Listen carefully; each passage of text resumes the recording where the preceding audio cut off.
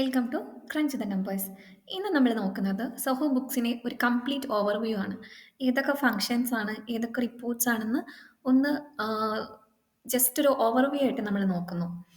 ഇത് ഓപ്പൺ ചെയ്ത് വരുന്ന ഡാഷ്ബോർഡാണ് ഫസ്റ്റ് നമ്മൾ ഈ കാണുന്ന സോഹോ ബുക്സിൻ്റെ. ഇതിൽ ഒരു സമ്മറൈസ്ഡ് വ്യൂ ആയിരിക്കും ഉണ്ടാവുക.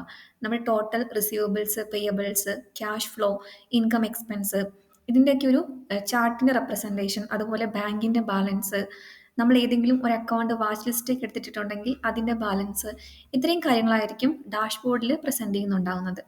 അടുത്തത് വന്നിട്ട് ഐറ്റം എന്നുള്ള മോഡ്യൂളാണ്. ഇവിടെ നമുക്ക് ഒരു ഐറ്റം ക്രിയേറ്റ് ചെയ്യാനും അതിൻ്റെ ട്രാൻസാക്ഷൻ ഹിസ്റ്ററിയും അങ്ങനത്തെ കാര്യങ്ങളെല്ലാമാണ് ഈ മോഡ്യൂൾ മാനേജ് ചെയ്യുന്നത്. അടുത്തത് വന്നിട്ട് ബാങ്കിങ് എന്നുള്ള മോഡ്യൂളാണ്. ഇവിടെ നമുക്ക് മാനുവലായിട്ടും അതേപോലെ തന്നെ ബാങ്കിനെ ഇൻ്റഗ്രേറ്റ് ചെയ്യാനായിട്ടും പറ്റുന്നത്. നമ്മൾ ബാങ്ക് ഇൻ്റഗ്രേറ്റ് ചെയ്തിട്ടുണ്ടെങ്കിൽ ബാങ്കിൻ്റെ ഫീഡ്സ് നമുക്ക് ഒരു ഡേ എൻഡിൽ ഓട്ടോമാറ്റിക് ആയിട്ട് ഫെച്ച് ആവുന്ന ഓപ്ഷൻ സോഹോ ബുക്സിൽ അവൈലബിൾ ആണ്. അത് സപ്പോർട്ട് ചെയ്യുന്ന ബാങ്ക്സിന് മാത്രമേ ഈ ഫീച്ചർ ഉള്ളൂ.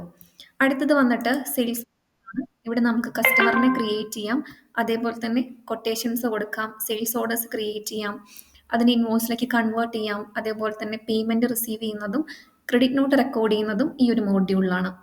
അടുത്ത മോഡ്യൂളാണ് പർച്ചേസ് എന്ന് പറയുന്നത്. ഇവിടെ നമ്മൾക്ക് വെൻഡേഴ്സിനെ ക്രിയേറ്റ് ചെയ്യാനും പർച്ചേസ് ഓർഡർ ഇഷ്യൂ ചെയ്യാനും പിന്നെ ബില്ലായിട്ട് റിസീവ് ചെയ്യാനുള്ള ഓപ്ഷൻ ഉണ്ട്. അതുകൂടാതെ തന്നെ നമുക്ക് നമ്മുടെ ഓഫീസിൽ വരുന്ന എക്സ്പെൻസ് റെക്കോർഡ് ചെയ്യാനും ദെൻ പർച്ചേസ് റിട്ടേണിനുമുള്ള ഓപ്ഷൻ സോഹോ പ്രൊവൈഡ് ചെയ്യുന്നുണ്ട്. ഈ ടൈം ട്രാക്കിംഗ് എന്ന് പറയുന്ന ഫീച്ചർ മെയിനായിട്ടും IT കമ്പനീസിനെ ഉദ്ദേശിച്ചാണ്. അവർക്ക് ഓരോ വർക്ക് ഓരോ പ്രൊജക്ട്സ് ആയിട്ട് ക്രിയേറ്റ് ചെയ്യാനും അതിന് എംപ്ലോയീസിനെ ബേസ് ചെയ്ത് ടൈം ഷീറ്റ് പ്രിപ്പയർ ചെയ്യാനും ഒക്കെയുള്ള ഓപ്ഷൻ ഇവിടെയുണ്ട്. അടുത്തത് അക്കൗണ്ടന്റ് മോഡ്യൂളിൽ നമുക്ക് ജേർണൽ എൻട്രി പാസ് ചെയ്യാനാണ് മാനുവൽ ജേർണൽ എന്ന് പറയുന്ന function. Then currency adjustment, foreign currency നമ്മൾ ഡീൽ ചെയ്യുന്നുണ്ടെങ്കിൽ നമ്മൾക്ക് ആ ഒരു കറൻസി അഡ്ജസ്റ്റ്മെന്റ് ചെയ്യാനുള്ള ഫീച്ചർ ഇവിടെയുണ്ട്. അടുത്തത് ചാർട്ട് ഓഫ് അക്കൗണ്ട്സിൽ നമുക്ക് പുതിയ ലെഡ്ജസ് പ്രിപ്പയർ ചെയ്യാനും എക്സിസ്റ്റിംഗ് ലെഡ്ജസ് വ്യൂ ചെയ്യാനുള്ള ഓപ്ഷൻ ഉണ്ട്. ദെൻ ബഡ്ജറ്റ്സ് നമുക്ക് പ്രിപ്പയർ ചെയ്യാം. ഹയർ പ്ലാൻസിലേക്ക് പോയിട്ടുണ്ടെങ്കിലാണ് ഈ ഓപ്ഷൻ അവൈലബിൾ ആയിട്ടുള്ളത്. അടുത്തത് ട്രാൻസാക്ഷൻ ലോക്കിംഗ് എന്ന് പറയുന്ന ഫീച്ചർ നമുക്ക് ഓഡിറ്റിന് ശേഷം ഒക്കെ ട്രാൻസാക്ഷൻസ് ലോക്ക് ചെയ്ത് വെക്കണമെങ്കിൽ യൂസ് ചെയ്യാൻ പറ്റും. ഇനി വരുന്നത് ഡോക്യുമെന്റ്സ് എന്നുള്ളതാണ്. ഇതിൽ നമുക്ക് സ്കാൻ ചെയ്ത് ഡോക്യുമെന്റ്സ് കീപ്പ് ചെയ്യാനുള്ള ഓപ്ഷനാണ് ഈ ഡോക്യുമെന്റ്സ് എന്ന ഫീച്ചർ പ്രൊവൈഡ് ചെയ്യുന്നത്. ഈ പേറോൾ എന്ന് പറയുന്നത് ഇവിടെ ഉണ്ടെങ്കിലും ഇത് സെപ്പറേറ്റ് ഉള്ള പേറോൾ മാനേജ് ചെയ്യാനുള്ള സോഫ്റ്റ്വെയർ ആണ് പേറോൾ എന്ന് പറയുന്നത്. ഇത് സെപ്പറേറ്റ് ആയിട്ട് നമ്മൾ പർച്ചേസ് ചെയ്യേണ്ടതായിട്ടുണ്ട്. അതുപോലെ തന്നെ ഹയർ പ്ലാൻസ് പർച്ചേസ് ചെയ്യുന്ന സമയത്ത് നമുക്ക് few number of employees free ആയിട്ടും സോഹോ പ്രൊവൈഡ് ചെയ്യുന്നുണ്ടാവും. അടുത്തത് റിപ്പോർട്ട്സ് ആണ്.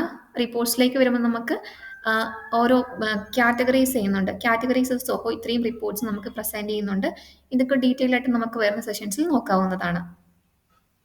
ദെൻ സെറ്റിങ്സിലേക്ക് വരുന്ന സമയത്ത് സെറ്റിങ്സും ഇതുപോലെ തന്നെ കാറ്റഗറൈസ് ചെയ്യുന്നുണ്ട്. ഓർഗനൈസേഷൻ ലെവലിലും അതേപോലെ തന്നെ ഓരോ മോഡ്യൂൾ വൈസ് ആയിട്ടാണ് സെറ്റിങ്സ് സോഹോ പ്രസന്റ് ചെയ്തേക്കുന്നത്. ഇതെല്ലാം നമുക്ക് ഓരോന്ന് ഓപ്പൺ ചെയ്ത് വരുന്ന സമയത്ത് അഡീഷണൽ ആയിട്ട് ഫങ്ഷൻസ് ആഡ് ചെയ്യാനും അതേപോലെ തന്നെ റിപ്പോർട്ടിംഗ് പർപ്പസിന് വേണ്ടിയിട്ടൊക്കെ നമുക്ക് കൂടുതലായിട്ട് സെറ്റപ്പ് ചെയ്യാനുള്ള ഓപ്ഷനാണ് ഈ സെറ്റിങ്സ് പ്രൊവൈഡ് ചെയ്യുന്നത്. ഇത്രയാണ് സോഹോ ബുക്സിന് ടോട്ടൽ ആയിട്ടുള്ള ഓവർവ്യൂ എന്ന് പറയുന്നത്. നമുക്ക് ഡീറ്റെയിൽഡ് ആയിട്ട് വരുന്ന സെഷൻസിൽ കാണാം.